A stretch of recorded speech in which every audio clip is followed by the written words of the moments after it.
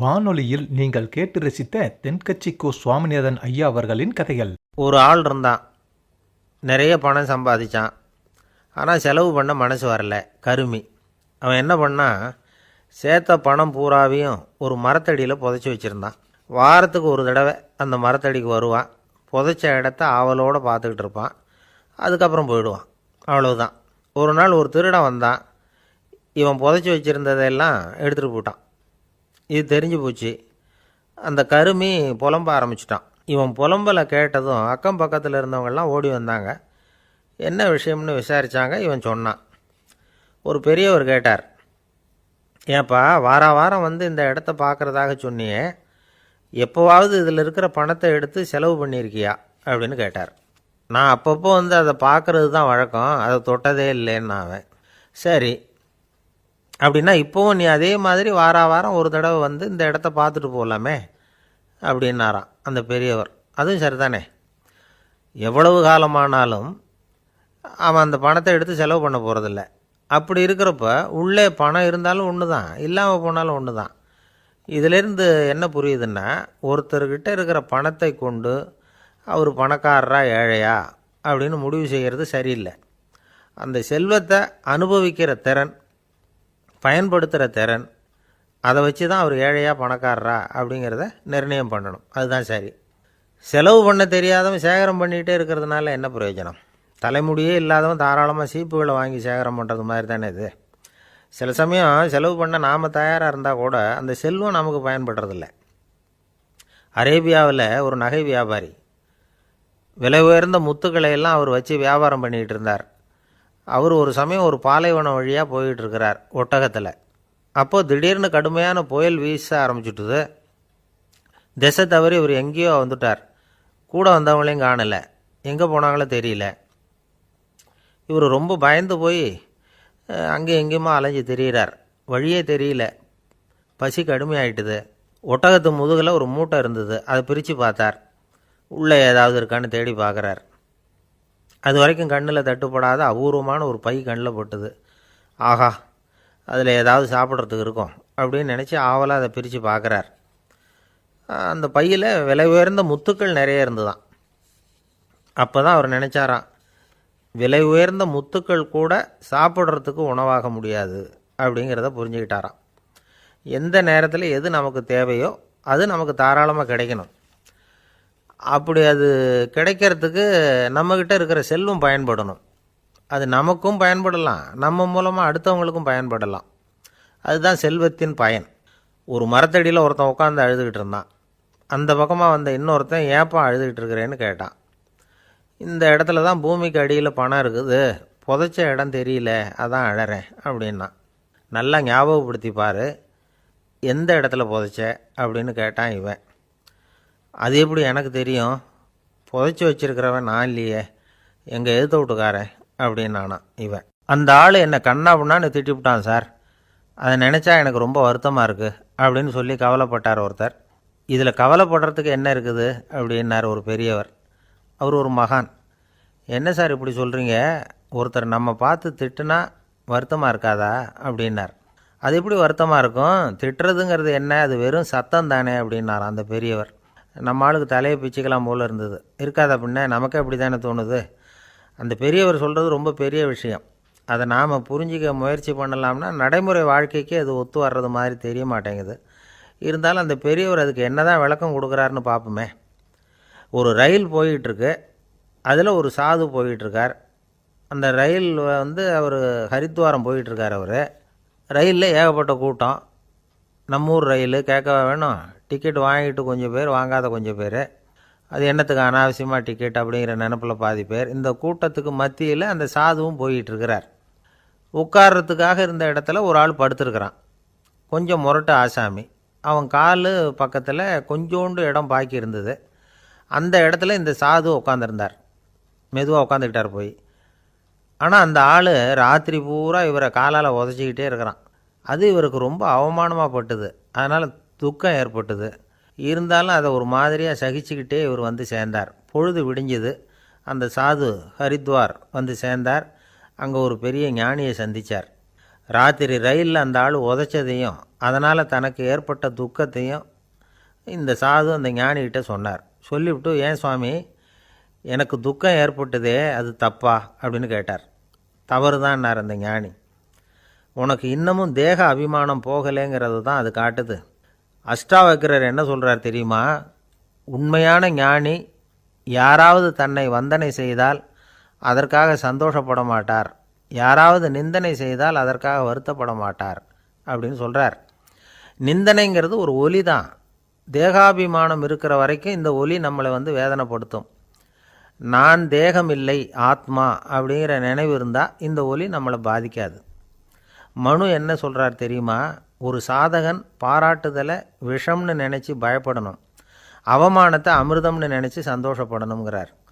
அவமானப்பட்டால் கவலைப்படாமல் எப்படி இருக்க முடியும் அப்படின்னு தான் நமக்கு தோணும். அதனால தான் நம்மளில் யாரும் இதுக்கு உதாரணமாக யாரையும் காட்ட முடியல. புத்தரையும் கபீரையும் உதாரணமாக காட்டுறாங்க. அவங்களுக்கெல்லாம் அவமானம் ஏற்பட்டப்போ கவலையே படலையாம். புத்தரை அவமானப்படுத்தணுங்கிறதுக்காக கௌசாம்பி ராணி ஒரு இளம் பெண்ணை கொலை பண்ணி சடலத்தை புத்தர் குடிசைக்கு முன்னாடி போட சொன்னார். போட்டாங்க. புத்தர் தான் அந்த பொண்ணை கெடுத்து கொலை பண்ணிவிட்டார்னு எல்லாரும் நினச்சாங்க. ஆனால் புத்தர் இதை பற்றி கவலையே படலை. அப்புறமா உண்மை தெரிஞ்சதும் புத்தர் புகழ் இன்னும் அதிகமாயிட்டுது. ஒரு பெரிய சபையில் ஒரு மோசமான பொண்ணு நுழைஞ்சி தனக்கும் கபீருக்கும் சம்பந்தம் உண்டுன்னு சொன்னான். கபீர் கவலைப்படலை. அவங்க மாதிரியெல்லாம் நாமளும் இருக்க கற்றுக்கணும்.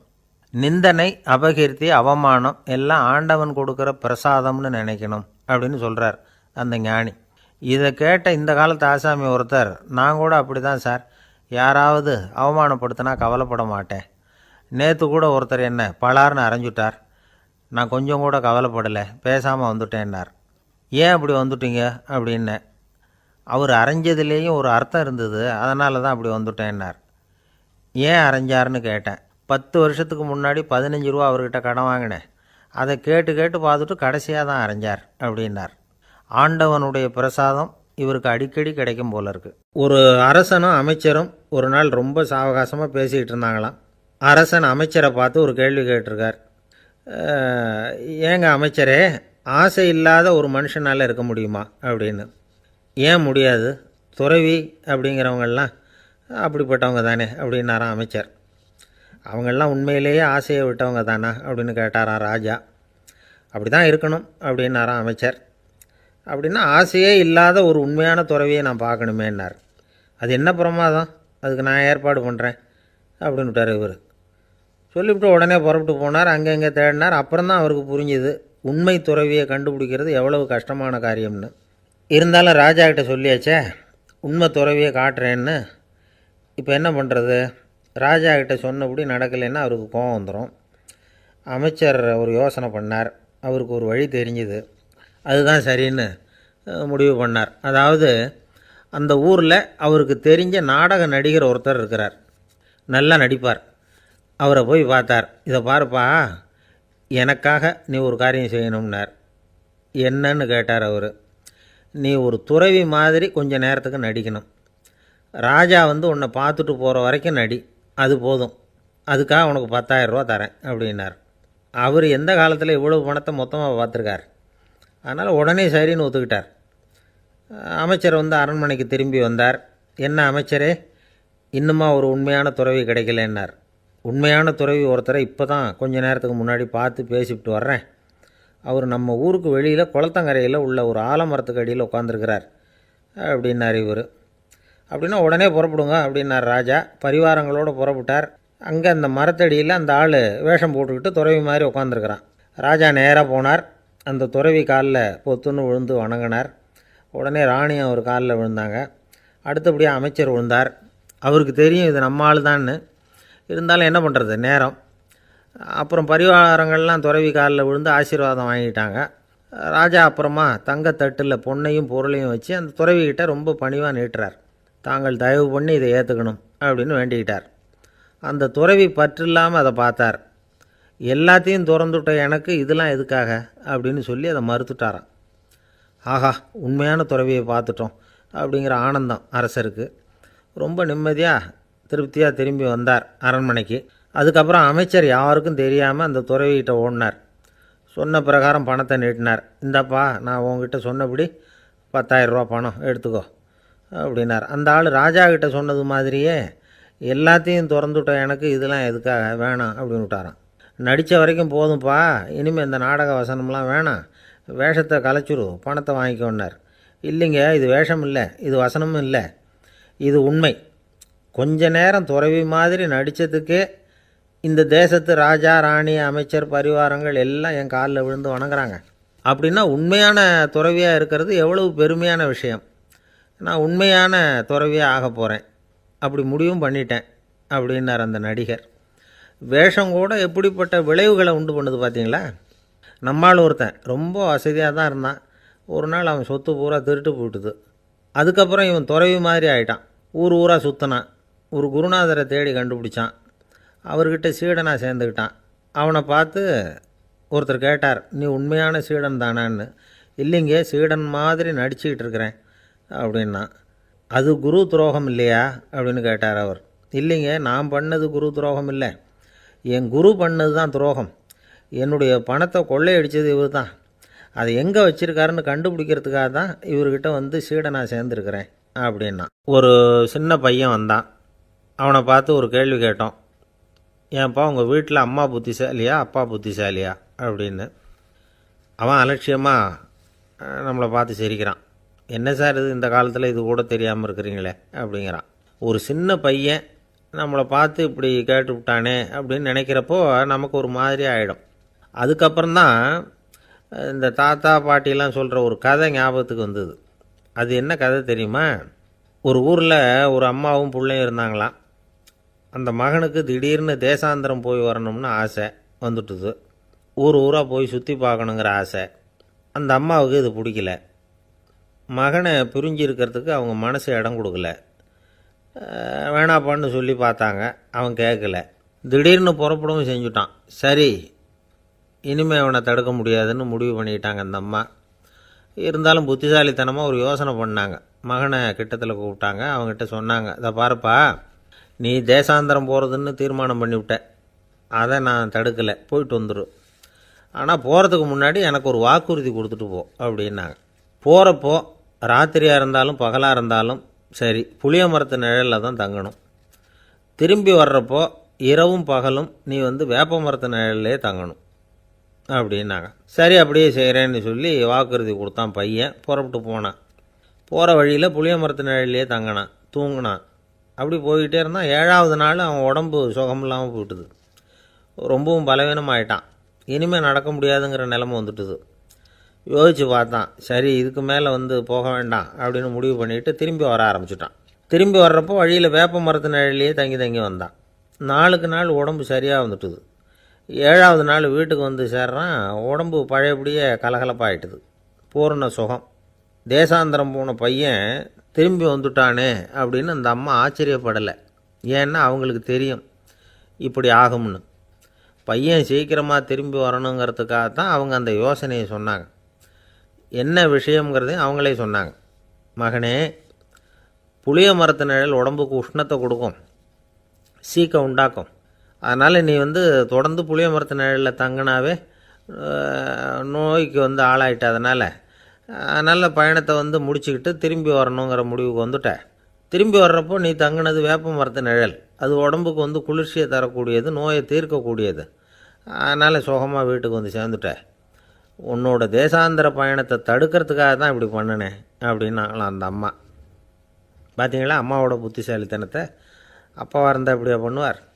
ஒரு அப்பா வந்து பையன்கிட்ட 10 ரூபா கொடுத்து இதை எடுத்துக்கிட்டு அடுத்த ஊருக்கு போய் அங்கே இருக்கிற மாமா கிட்ட இதை கொடுத்துட்டு வாடா, வழியில் எங்கேயாவது மரத்தடியில் படுத்து தூங்கி விடாதே அப்படின்னு எச்சரிக்கை பண்ணி அனுப்புனாராம். பையனுக்கு எச்சரிக்கையாக வாழறது எப்படிங்கிறத கற்றுக் கொடுக்கறதுக்காக இப்படி பண்ணார். அவன் பணத்தை வாங்கிட்டு போனான். அப்பா சொன்னதை மறந்துட்டு ஒரு மரத்தடியில் படுத்து தூங்கிட்டான். அவனுக்கு தெரியாமல் அவன் பின்னாடியே போன அப்பா அவன் கையில் இருந்த அந்த 10 ரூபாயை நைஸாக எடுத்துகிட்டு வந்துட்டார். அவன் பையில் தானே வச்சுருந்தான், அது தெரியாமல் எடுத்துகிட்டு வந்துட்டார். அவன் தூங்கிக்கிட்டு இருக்கான். எடுத்துகிட்டு ஒரு மறுபடியும் வீட்டுக்கு வந்துட்டார். பையன் முழிச்சுக்கிட்டு பையை தடவி பார்க்குறான், பணத்தை காணும். அழுதுகிட்டே திரும்பி வந்தான். அப்பா கிட்ட விஷயத்த சொன்னான். அப்பா சிரிச்சுக்கிட்டே சொன்னார், அதுக்கு தான்ப்பா ஆரம்பத்திலேயே எச்சரிக்கை பண்ணினேன், இனிமேலாவது நீ ஜாக்கிரதையாக இருக்கணும் அப்படிங்கிறதுக்காக தான் இப்படி பண்ணினேன். அந்த பணம் எங்கேயும் போயிடலை, நான் தான் அதை உனக்கு தெரியாமல் எடுத்து வச்சிருக்கிறேன். இதோ பாரு அப்படின்னு சொல்லிட்டு சைடு பாக்கெட்டில் கையை விட்டா அது ஓட்டையாக இருக்குது. அதை எவனோ ஏற்கனவே கத்திரிச்சு எடுத்துகிட்டு போட்டான். இப்போ அப்பா முகத்தில் அசடு வழிஞ்சுதான். அள்ள குறையாதது அட்சய பாத்திரம், அது நமக்கு தெரியும், கேள்விப்பட்டிருக்கிறோம். ஆனால் போட போட நிரம்பாத ஒரு பாத்திரம் உண்டு. அது என்ன தெரியுமா?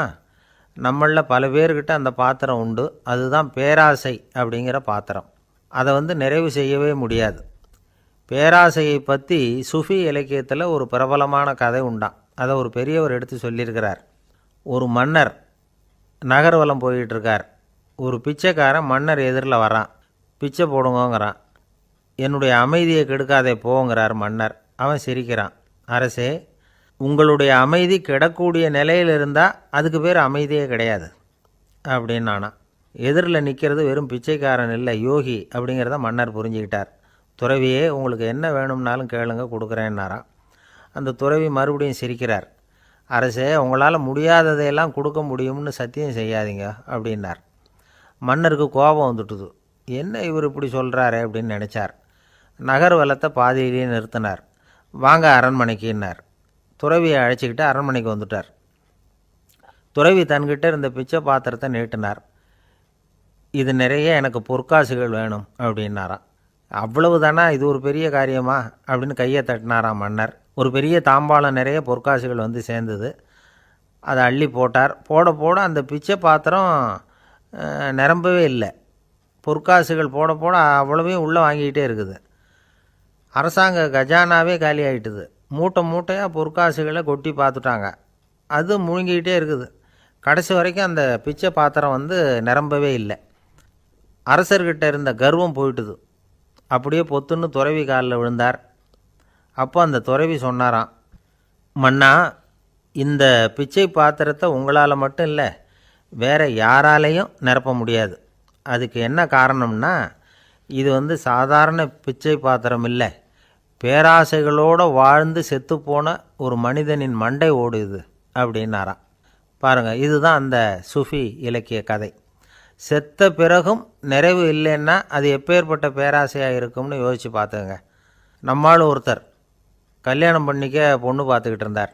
அழகு, அறிவு, படிப்பு எதுவும் தேவையில்லை, பணம் மட்டும் இருந்தால் போதும் அப்படின்னு பார்க்குறவங்ககிட்டெல்லாம் சொல்லி வச்சார். ரொம்ப நாளைக்கு அப்புறம் ஒரு பணக்காரர் கிடைச்சார். அவர் சொன்னார், இதை பாருங்கள், எனக்கு 20 வயசில் ஒரு மகள், அவளை நீங்கள் கல்யாணம் பண்ணிக்கிட்டா 2 லட்சம் பணம் கொடுப்பேன். 25 வயசில் ஒரு பொண்ணு, அவளை கல்யாணம் பண்ணிக்கிட்டா 2.5 லட்சம் தருவேன். 30 வயசில் ஒரு பொண்ணு இருக்கா, அவளை கல்யாணம் பண்ணிக்கிட்டா 3 லட்சம் தருவேன். என்ன சொல்கிற அப்படின்னாராம்.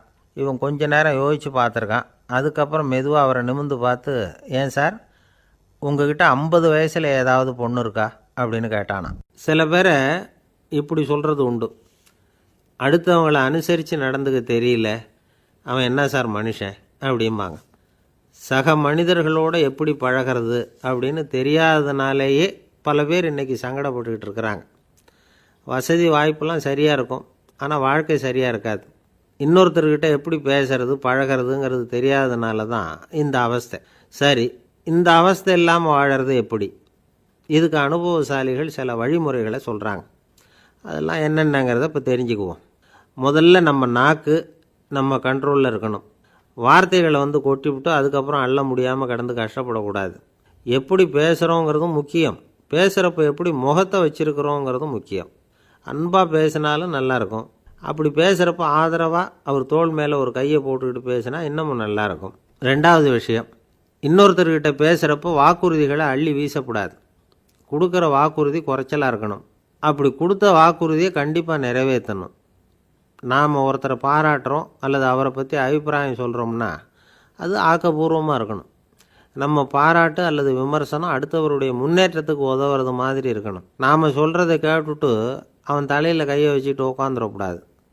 எப்பவும் உற்சாகமாக இருக்கணும், முகம் மலர்ச்சியாக இருக்கணும். மனுஷன் இருந்தால் வருத்தம், கவலை, ஏமாற்றம் எல்லாம் இருக்க தான் செய்யும். அதெல்லாம் மனசில் இருக்கட்டும். அந்த வருத்தமும் கவலையும் ஏமாற்றமும் சேர்ந்துக்கிட்டு நம்ம முகத்தில் இருக்கிற மலர்ச்சியை மூடி மறைக்கிறதுக்கு நாம் இடம் கொடுத்துடக்கூடாது. எந்த விஷயத்தை பற்றி யாருக்கிட்ட பேசினாலும் வெளிப்படையாக பேசணும். திறந்த மனசோடு பேசணும். மூடி மறைச்சி முழுங்கிக்கிட்டு இருக்கக்கூடாது.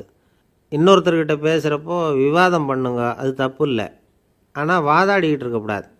அதாவது என்ன சொல்கிறாங்கன்னா, டிஸ்கஸ் பண்ணலாம், ஆர்கியூ பண்ணக்கூடாதான். நம்மக்கிட்ட இருக்கிற நல்ல குணங்களை நாம் எடுத்து சொல்லிகிட்டு இருக்கக்கூடாது. அந்த நல்ல குணங்களே நம்மளை பற்றி எடுத்து சொல்லணும். அது மாதிரி நடந்துக்கணும்.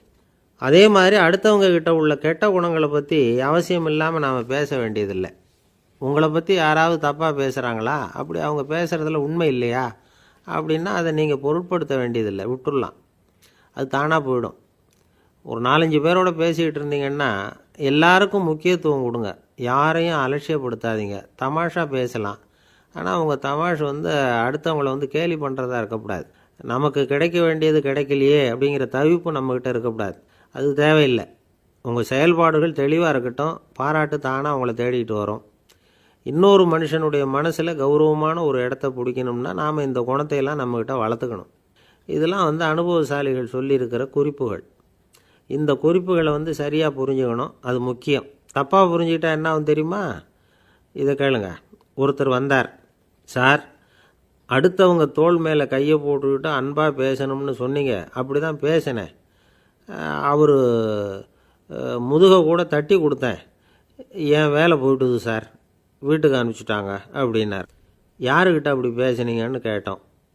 என் முதலாளிகிட்ட சார் அப்படிங்கிறார் ரொம்ப சோகமாக. ஒருத்தர் ரொம்ப அவசரமாக வந்தார். சார், மனுஷன் நிம்மதியாக இருக்கிறதுக்கு என்ன வழின்னு கேட்டார். சீக்கிரமாக ஒரு கல்யாணத்தை பண்ணீங்க, எல்லாம் சரியாக போடும் அப்படின்னோம். அவர் ஒரு மாதிரியாக பார்த்தார். ஏற்கனவே எனக்கு கல்யாணம் ஆகிட்டுது சார், அதனால தானே நிம்மதியாக இருக்கிறதுக்கு வழி கேட்குறேன் அப்படின்னார். சரி, இவர் ஒரு மாதிரியான கேஸ் அப்படின்னு நினச்சிக்கிட்டு நம்மக்கிட்ட இருந்த ஒரு சின்ன புத்தகத்தை அவர்கிட்ட தூக்கி கொடுத்தோம். இதை படித்து பாருங்கன்னு. கல்யாணத்துக்கு பிறகும் சந்தோஷமாக இருக்கிறதுக்கு என்ன வழி அப்படிங்கிற கேள்விக்கு அந்த புத்தகத்தில் விளக்கம் இருந்தது. கணவன் மனைவிக்குள்ளே சிக்கல் வராமல் இருக்கிறதுக்கு அதில் சில வழிகளை சொல்லி கொடுத்துருக்குறாங்க. அதெல்லாம் என்னென்ன அப்படிங்கிறத இப்போ பார்க்கலாமா? குடும்பம்னு இருந்தால் கோபம் வரதான் செய்யும். அது வந்துட்டு போகட்டும், பரவாயில்ல. ஆனால் அந்த கோபம் ஒரே நேரத்தில் 2 பேருக்கும் வந்துடாமல் பார்த்துக்கணும். ஒரு சமயத்தில் யாராவது ஒருத்தர் தான் கோபப்படணும், அடுத்தவங்க அமைதியாக இருக்கணும். அதுக்கப்புறம் இவர் அமைதியான உடனே அவங்க ஆரம்பிச்சிக்கலாம்.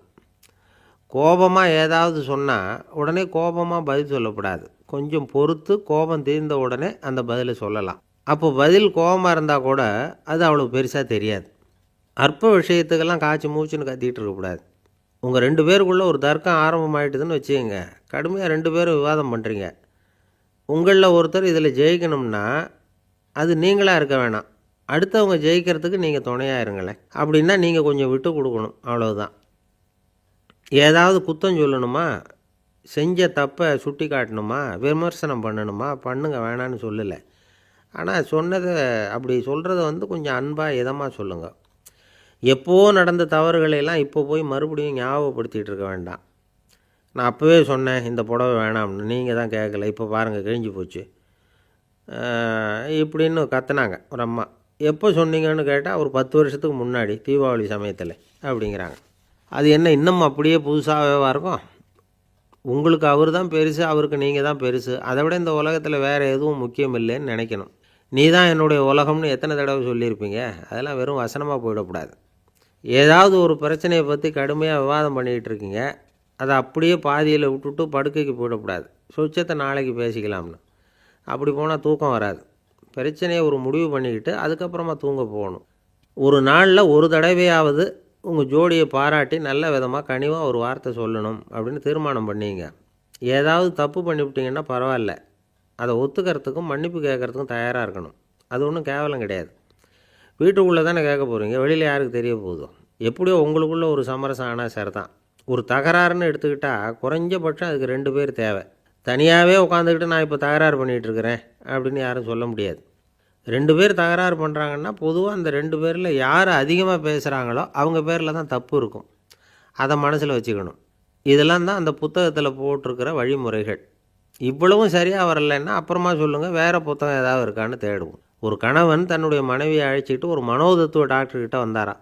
டாக்டர், எங்களுக்கு கல்யாணம் ஆகி 30 வருஷ காலமாக நாங்கள் ஒரு விஷயத்தில் கூட ஒத்து போனதில்லை அப்படின்னு ஆரம்பித்தார். உடனே அந்த அம்மா குறுக்கிட்டு, அது 30 வருஷம் இல்லை 32 வருஷம் அப்படின்னாங்களாம். ஒருத்தர் இருக்கார், நல்ல உத்தியோகத்தில் தான் இருக்கிறார். ஆனால் எப்போ பார்த்தாலும் முகத்தை வெறுப்பாக வச்சுருப்பார். அப்படியே வருவார் போவார். ஏன் சார் இப்படி இருக்கிறீங்க அப்படின்னு விசாரித்தோம். ஏன்டா இந்த வேலைக்கு வந்தோம்னு இருக்குது சார் அப்படின்னார். உங்கள் வேலை உங்களுக்கு பிடிக்கலையா அப்படின்னு கேட்டோம். இல்லைன்னார். இப்படிப்பட்டவங்க வெற்றிகரமான வாழ்க்கை வாழ முடியாது. இது நிபுணர்கள் கருத்து. வேலையை நேசிக்க தெரிந்தவர்கள் வெற்றி பெறுவார்கள் அப்படிங்கிறாங்க அவங்க. எந்த துறையாக இருந்தாலும் சரி, அந்த துறையில் வெற்றிகரமாக இருக்கிறவங்கள விசாரித்து பாருங்கள். எனக்கு என்னுடைய வேலை ரொம்ப பிடிக்கும் அப்படின்னு சொல்கிறவங்களாக தான் இருப்பாங்க. அப்படி இருந்தால் தான் அது வெற்றிகரமாக இருக்க முடியுது அவங்களால. ஒருத்தனுக்கு பிடித்தமான பொழுதுபோக்கே அவனுடைய தொழிலாக இருந்துட்டுதுன்னா அவனை மாதிரி கொடுத்து வச்சவன் வேறு யாரும் இல்லை அப்படிங்கிறார் பெர்னாட் ஷா. ஒரு தடவை மன்னர் ஹுமாயூன் உயிரை தண்ணீர் மொண்டு ஊற்றுகிற தொழிலாளி ஒருத்தர் காப்பாற்றினாராம் அந்த ஹுமாயூன் உயிரை. உடனே மன்னர் கேட்டிருக்கார், உனக்கு என்ன வேணும்னாலும் கேளு தரேன், உயர் பதவி வேணுமா அப்படின்னு கேட்டாராம். மன்னா, மக்களின் தாகம் தீர்க்கக்கூடிய இந்த பணியை விட உயர்ந்தது உண்டா அப்படின்னாராம் அந்த தொழிலாளி. அவரால் அவருடைய வேலையை நேசிக்க முடிஞ்சுது, அதனால் மகிழ்ச்சியாக இருக்க முடிஞ்சுது. நாமெல்லாம் அப்படி இல்லை. வேலை கிடைக்கிற வரைக்கும் கிடைச்சா போதும் அப்படின்னு இருக்கோம். கிடைச்சதுக்கப்புறம் ஏன்டா அந்த வேலைக்கு வந்தோம்னு ரொம்பவும் அழுத்துக்குவோம். சரி, நாம் இருக்கிற இடத்துல நாம் வெற்றிகரமாக இருக்க வழி உண்டா அப்படின்னா உண்டுன்னு சொல்கிறாங்க. அதாவது மன இயல் நிபுணர்கள் இருக்கிறாங்க இல்லையா, அவங்க அதுக்கு முக்கியமாக 6 வழிகள் சொல்கிறாங்க. நீங்கள் ஒரு அலுவலகத்தில் வேலை பார்க்குறவரா அப்படின்னா இதை கேளுங்க. அதாவது உங்கள் மேலதிகாரி எதிர்பார்ப்புக்கு தகுந்த மாதிரி உங்கள் வேலை இருக்குதா?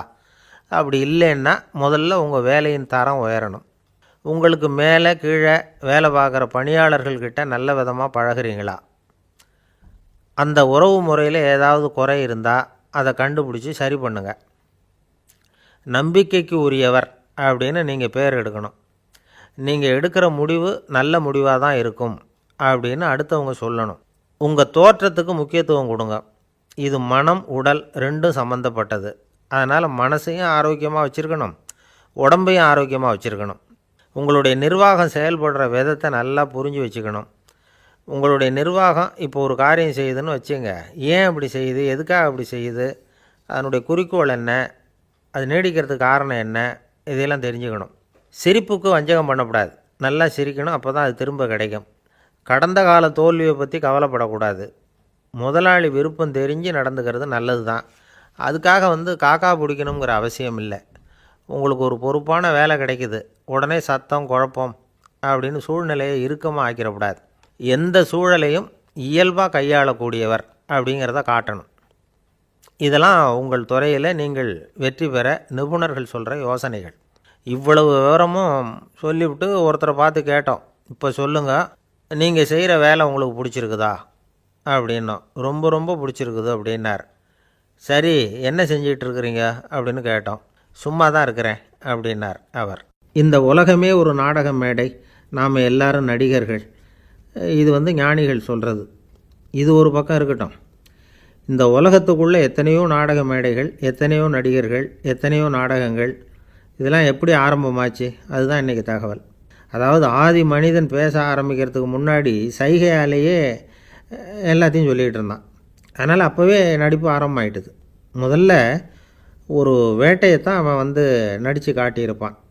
இவன் எப்படி போனான், எதிரில் மிருகம் எப்படி வந்தது, அதோடு எப்படி சண்டை போட்டான், எப்படி அடித்து கொண்டுகிட்டு வந்தான், இதை அப்படியே மற்றவங்களுக்கு நடித்து காட்டியிருப்பான். ஏன்னா மொழி கிடையாது. இந்த காலத்துலலாம் நாடகங்களில் நடிக்கிறவங்கள நடிகர்கள்ங்கிறோம். ஒரு காலத்தில் இவங்களுக்கு என்ன பேர் தெரியுமா? திஸ்பியர்கள் அப்படின்னு பேரான். இதுக்கு காரணம் உண்டு. அதாவது 2000 வருஷத்துக்கு முன்னாடி கிரீஸ் நாட்டில் திசிபியஸ் அப்படின்னு ஒரு ஆள் இருந்தான். அவன் ஒரு பெரிய நாடக கலைஞன். அவன் சில இளைஞர்களை சேர்த்துக்கிட்டான், பயிற்சி கொடுத்தான், நாடக குழுவை உருவாக்கினான். நடிகர்களையும் நாடகத்துக்கு தேவையான பொருள்களையும் ஏற்றிக்கிட்டு போகிறதுக்கு ஒரு வண்டியையும் தயார் பண்ணான். அந்த வண்டியிலேயே அவன் கிரேக்க நாடு பூராவும் சுற்றினான். ஊர் ஊராக நாடகம் போட்டான். ஒரு ஊருக்கு போனதும் அங்கே நாடகம் நடத்த தியேட்டர் இருக்கா அப்படிங்கன்னெல்லாம் பார்க்குறதில்ல அவன். ஏன்னா அப்போலாம் தியேட்டர்னா என்னென்ன தெரியாது.